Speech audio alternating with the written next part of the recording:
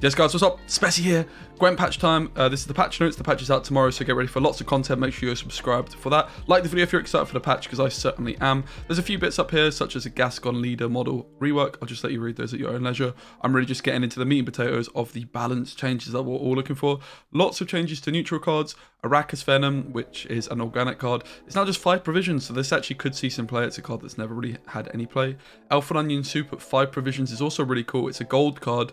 It's an alchemy, so you can definitely use this with Crows, and Skellige is a big example. Definitely looking forward to seeing how good that is, because a lot of people always tell me to put this card in my deck. Maybe now I actually might. Shoop has been buffed to 12 provisions. I think Shoop is still pretty bad, to be honest. Muzzle is 11 provisions, kind of similar. It is a spell card, so you can maybe fit it in with your Owls of decks, but I feel like it might just need to get buffed a little bit more, but you never know. With like 1 provision, it can make a big difference. Dragon Stream, 10 provisions. Again, not convinced that it's going to make a big difference. It is a bomb, of course, so you could work it with Madqueen. Triss Butterflies, though, getting to 9 provisions. That actually seems like a pretty big change. You could play this in like a Glaze deck. Okay, that's not the most popular, but a carryover card for 9 provisions. A lot more tempting, right? Definitely a lot more tempting. We've got Synthesis Blaze, which is 10 provisions. Same thing, this card's kind of useless still, to be honest. This is the one that's just doing 5 damage. It's like a 10 for 10, like conditional. Pretty terrible, to be honest. Ragnarok, though, 9 provisions. This is a definitely big change. So in fact, Ragnarok is a card that was very close to being in Freddy Babes' master lineup for his Reckless Fury deck. It didn't quite make it. Ever since that as well, Avalak got buffed, and Avalak has sort of overshadowed it because it plays for 12 points for 10, but Avalak has that 6 body. Ragnarok is 12 for 10 though, but not, sorry, it's 12 for 9 now. So, okay, Avalak has that 6 body, so it's a little bit quicker tempo, but the Ragnarok is obviously, you've got a reason to run it, right? Avalak also being a unit doesn't take up one of your special card slots, but I could definitely see Ragnarok seeing a lot more play now. It's at 9 provisions, and that's a really big change. Garrison is 9 provisions.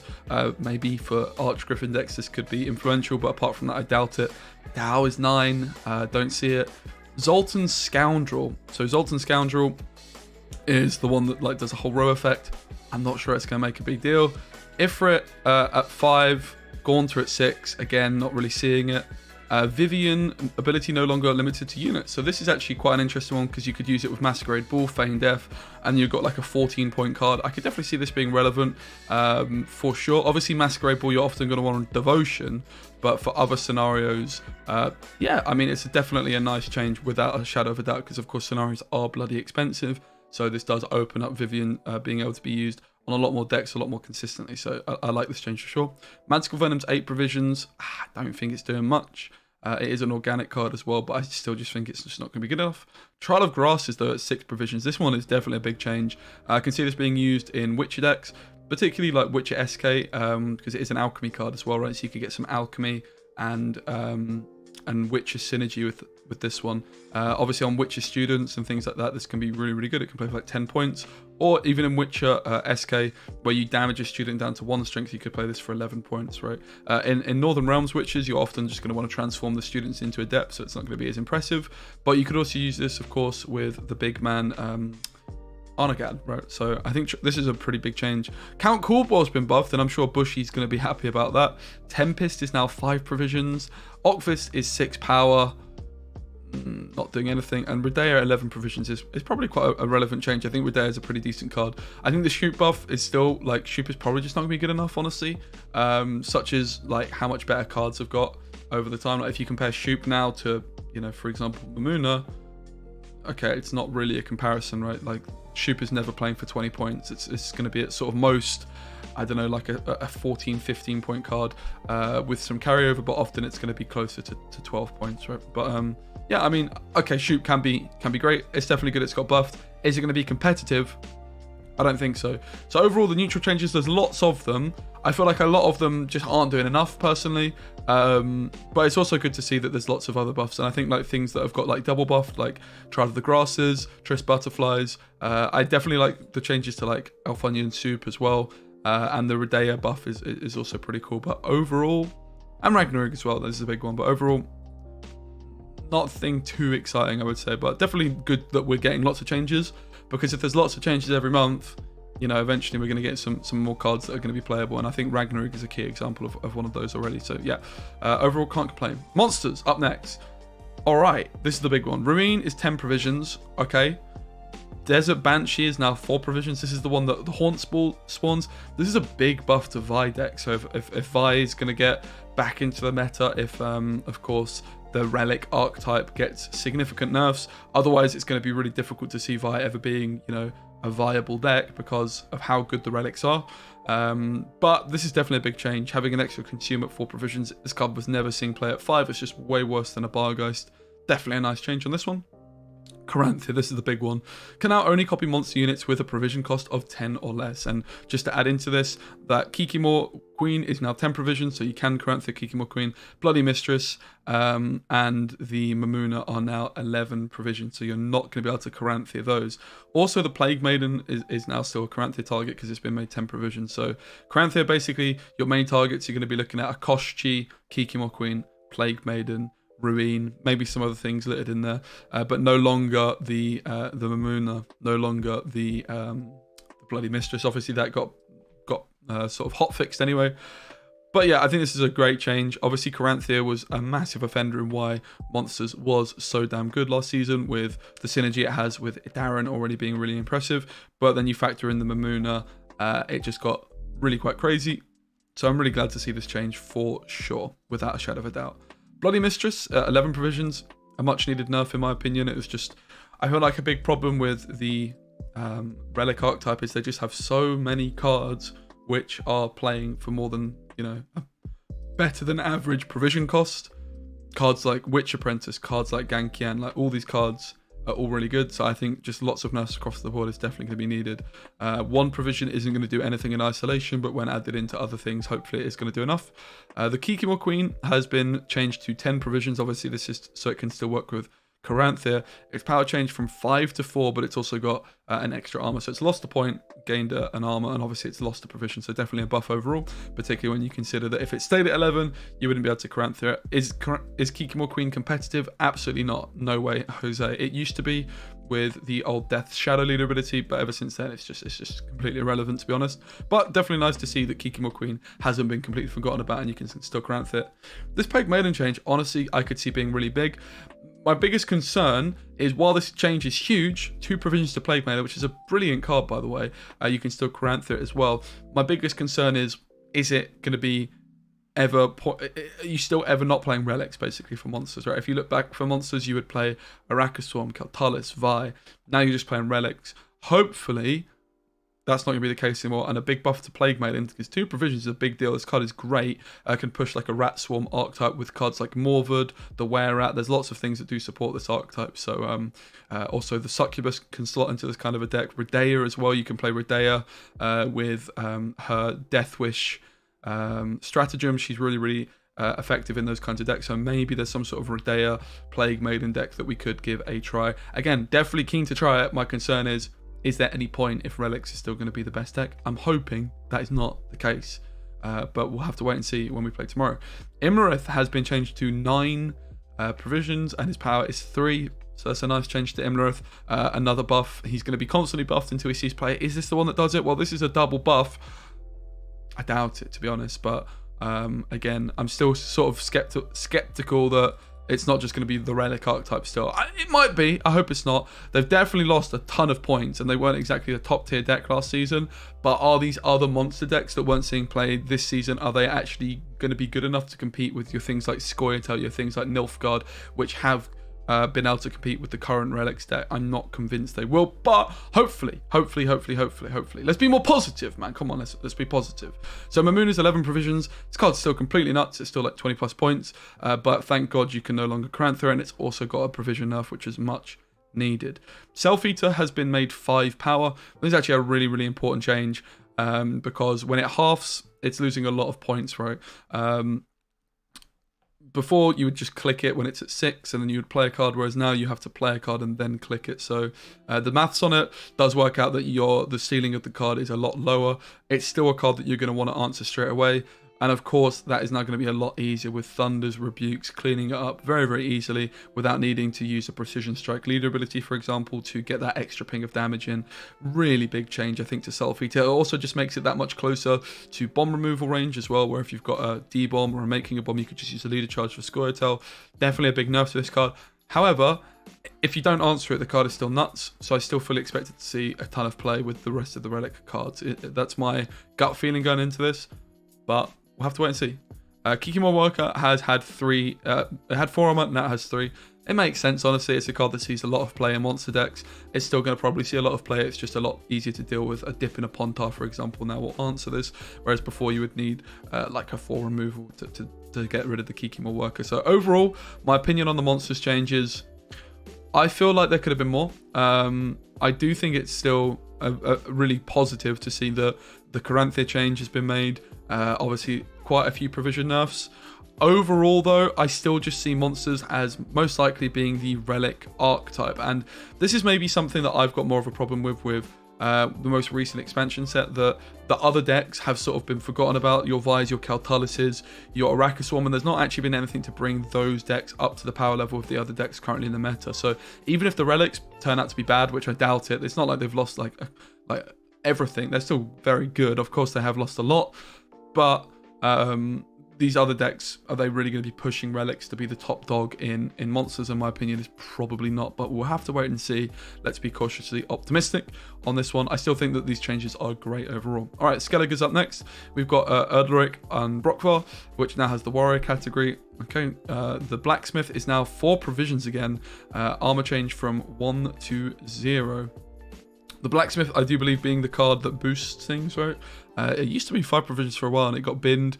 It's now back at 4 provisions, but it doesn't have an armor. So this card was really, really good for a long time in the Warriors meta, and it did get nerfed. I think it's good to see it back at 4 provisions now, with the fact that Warriors is just not a favoured deck for Skellige. It's great to see that actually Warriors, I would love to see them back in the mix, honestly, because you know, it's just been reckless flow for a few seasons, and these are the things I think that's really important to do, right? Bring these decks that were very competitive not too long ago back up to the current power level after printing some bonkers cards. Have things like the Warriors pushing the Skellige Reckless Flurry. Have things like a Arachaswarm, Rat decks, Rat Swarm, Vive and Kaltullis pushing the relic decks, just so we get more variety on the ladder. I think that's going to be really important moving forward. Okay, so I think this is a really, really big change actually to buffing Warriors. Heime Spearmaiden is now a power change from 5 to 6. So this is a 4 provision card. Be interesting to see if that helps it out. Obviously, changes to 4 provision cards are always a big deal.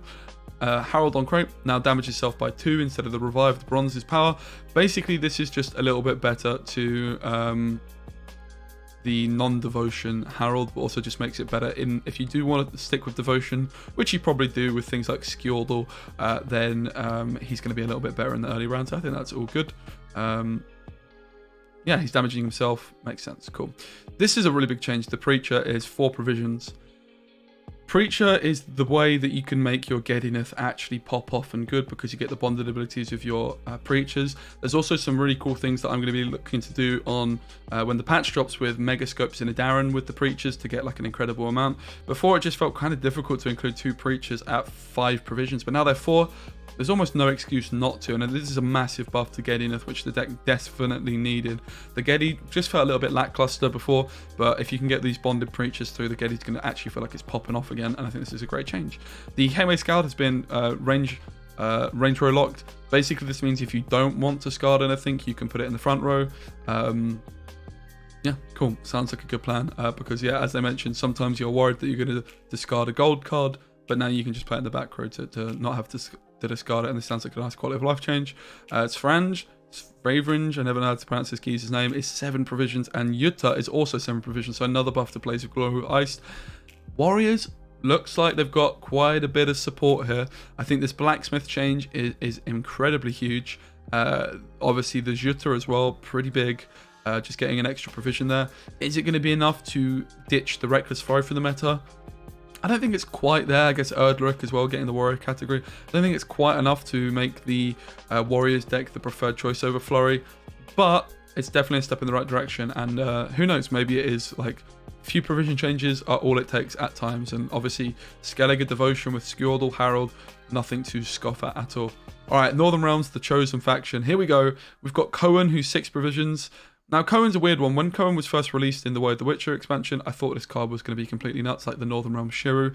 It has a lot of synergy with Archgriffin with the Witcher Rangers, where you use Visigotta to buff your Cohen up to the same level as your Rangers and your Archgriffin, and then you click your Cohen, buffing your Archgriffin, but also buffing your Rangers, which you can then use their boosts onto the Griffin. Unfortunately, that's not even the best way to play Griffin anymore, with Tisea being a thing, who's also got buffed that we'll talk about in a little minute. So Cohen doesn't even have that real desire to use him in the Archgriffin decks. I have tried, but it's definitely nice to see him at 6 provisions. A lot of the time with Cohen, you'll put him in your deck and he actually just doesn't do that much. You end up mulliganing him or something like that. I don't think this is doing anything for Cohen, but it's definitely nice to see him get buffed. Odrin also coming down to 6 provisions. This is a little bit of a buff to Warfare cards. Again, not convinced this is going to be enough, but honestly, like the Warfare resupply cards aren't that far away from being pretty good, and I definitely like to see just these little buffs, and then who knows, maybe in a few months time, if it's still not enough, we could see Odrin getting like an extra power or something like that. It's definitely a step in the right direction. You cannot ever complain about provision buffs because they're easy to do, and who knows how much of an impact they might have down the line, right?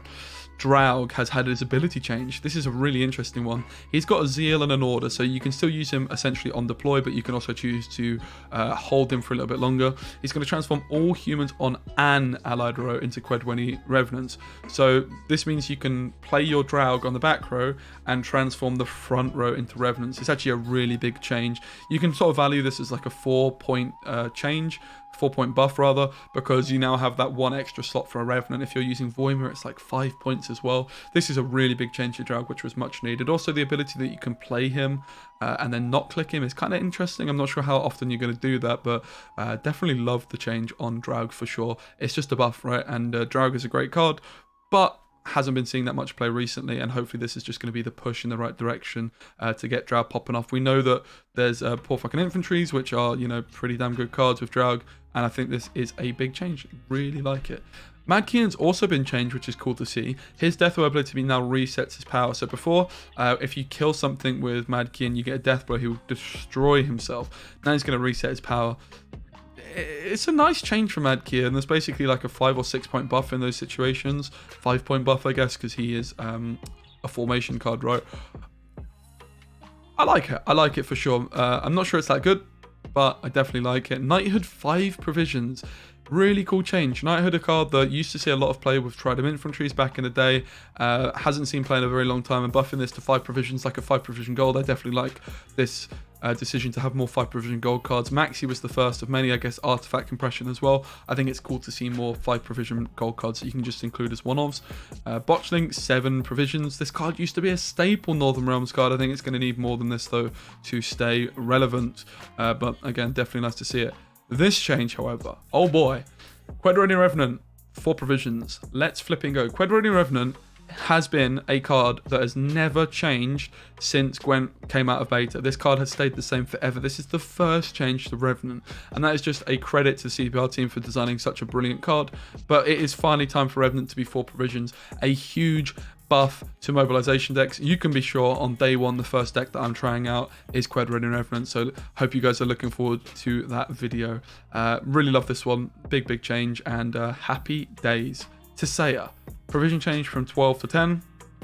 Massive buff to Tisea. To our Archgriffin decks, this is also a buff. Is Tisea going to find her way into some Mage Northern Realms decks? I think she will.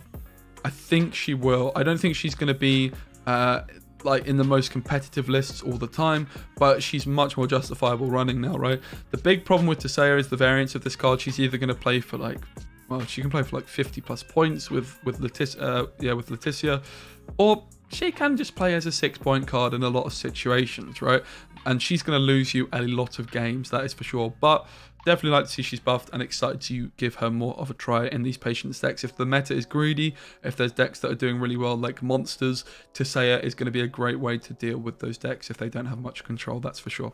Scoia'tael, just 4 changes. Panther's now 4 provisions. Dryad Ranger has changed its deployability from 1 to 2. This is the one that poisons, so it's going to deal 2 damage. Ithleen is now 6 power, bit of a buff to Aglace decks, and Sarissa is also 7 provisions. So definitely looks like a little bit of a buff to the Aglace decks, as I say, which I do enjoy playing. Don't think any of these cards are going to see much play. 4 provision cards though, Panther definitely could see it. And honestly, bombs with Dryad Rangers, the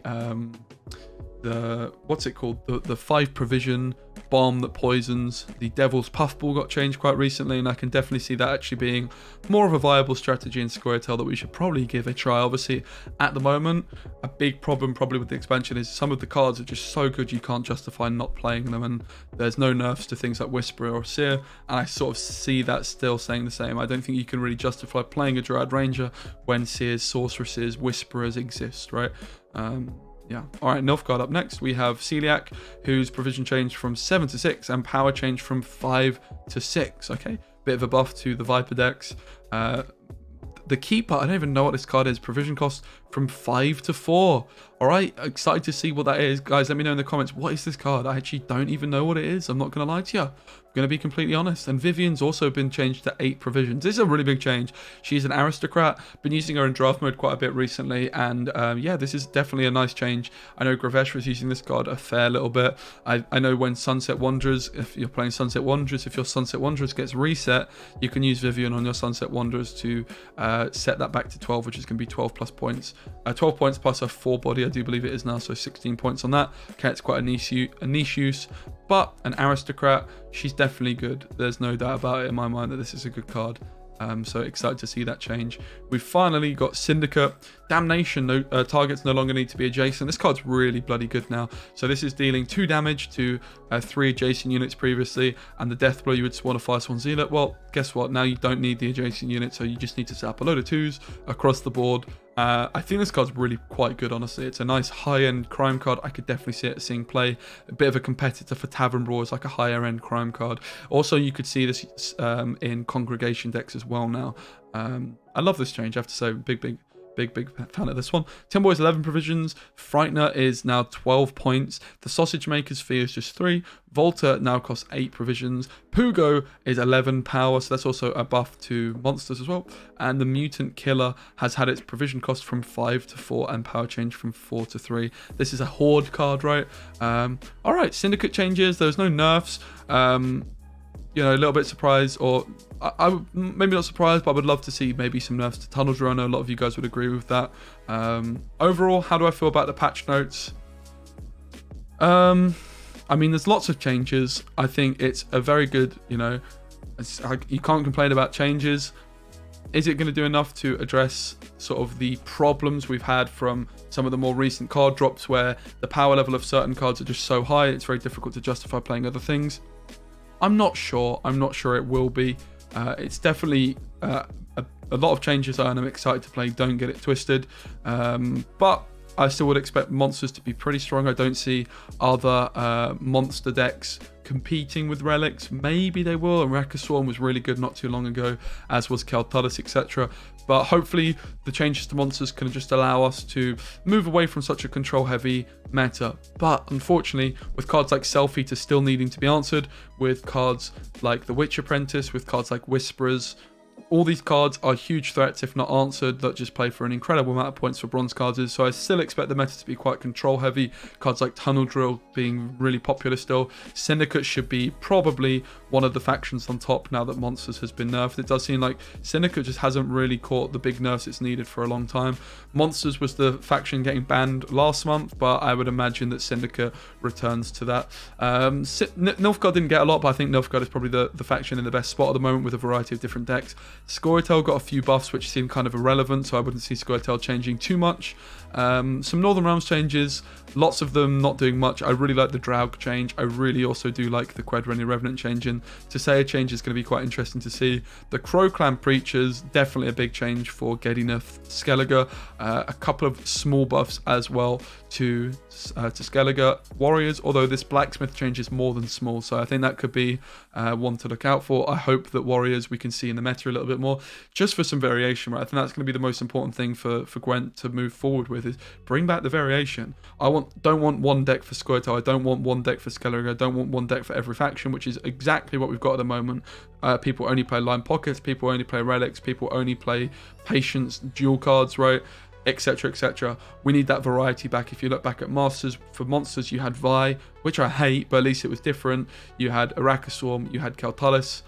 we just moved to relics, and I feel like that's why the meta got very stale very, very quickly. And that's just because it's very difficult to justify not running all these cards, right? Cards like the Whisperer, the Sorcerer, the Self-Eaters, the Mamooners, etc, etc. But lots of these have been nerfed, certainly in Monsters, and definitely excited to get involved with the patch and try out some new things. There's also been some game fixes, which I'll just scroll through, and you can pause at any time. You can obviously look at the patch notes in the description and click and look for yourself. Guys, let me know in the comments, what do you think about the patch notes? Overall, I'd give it like a 5 out of 10. I think it's like not exactly doing too much, but at least there's definitely some changes. But, you know, in a normal situation, I would be very, very happy with these patch notes. It's just, you guys know that I've obviously not been enjoying the game too much the last month, certainly compared to usual. I've never really been like burnt out from Gwent after a few weeks of certainly with new cards as well. It's quite alarming, really, if I think about it. I've taken a break. I'm ready to go. I'm excited to go. I do also just want to give a big shout out to the Gwent team, because I do know they're working really bloody hard, and I'm really happy that they've made lots of changes, and I can only say thank you. Would I have liked a bit more? Of course I would. But that's not, you know, a knock on the Gwent team by any stretch of the imagination. I know that everyone there is working really, really hard. And big shout out to the devs for continuing to do so. But yeah, thank you guys for watching. Hope you enjoyed the video. See you tomorrow for patch day. I'm going to be streaming live on Twitch all day pretty much. So yeah, let's have it. Goodbye.